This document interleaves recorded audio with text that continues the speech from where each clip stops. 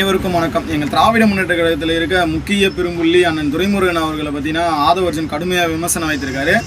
அண்ணன் விமர்சனம் வைத்ததற்கு கண்டிக்கத்தக்கது. ஏன்னா துரைமுருகன் அவர்களுடைய அரசியல் பயணத்தை பற்றி அவருக்கு தெரியுமா தெரியாதுன்னு தெரியல. கிட்டத்தட்ட 56 ஆண்டு கால அரசியல் பயணம். அவருடைய வயசல்ல அவருடைய அரசியல் பயணம்.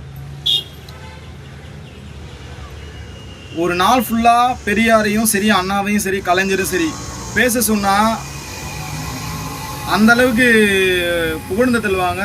யாரே துரைமுருகன் அவர்கள். அவருடைய கிட்டத்தட்ட அவருக்கு அரசியலை பற்றி தெரியாமல் தான் கிட்டத்தட்ட 10 முறை சட்டமன்ற உறுப்பினராக தேர்ந்தெடுத்திருக்காங்களா காட்பாடி மக்கள்.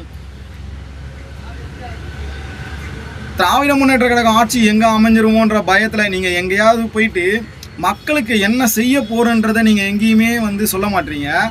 இது வரைக்கும் ஆதவர்ஜன் கிட்டத்தட்ட ஒரு 10 மேடை பேச்சுகளில் நானும் பார்த்துருக்கேன். எங்கேயுமே மக்களுக்கு இதை செய்கிறோம் அதை செய்கிறோன்னு சொல்லவே கிடையாது. எல்லா இடத்துலையுமே திமுகவையும் விசிகாவையும் மட்டுமே விமர்சனம் செஞ்சுருக்காரை தவிர்த்து வேறு எங்கேயுமே மக்களுக்கான ஒரு விஷயத்தை அவர் சொன்னதே கிடையாது இது வரைக்கும்.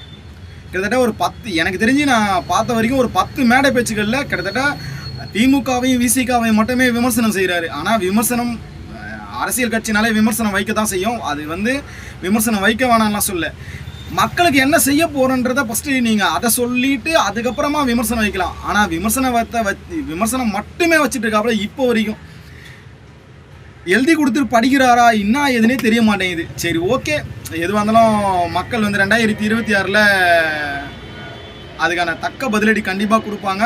ஏன்னா திராவிட முன்னேற்ற கழகத்தில் உடைய ஸ்டாலின் அவர்கள் செஞ்ச வாக்குறுதிகளை எவ்வளவோ இருக்குது. அடுக்கடுக்காக சொல்லிகிட்டே போயிட்டே இருக்கலாம். ஏன்னா அதனால் பயனடைஞ்சவங்க நிறைய பேர் இருக்காங்க.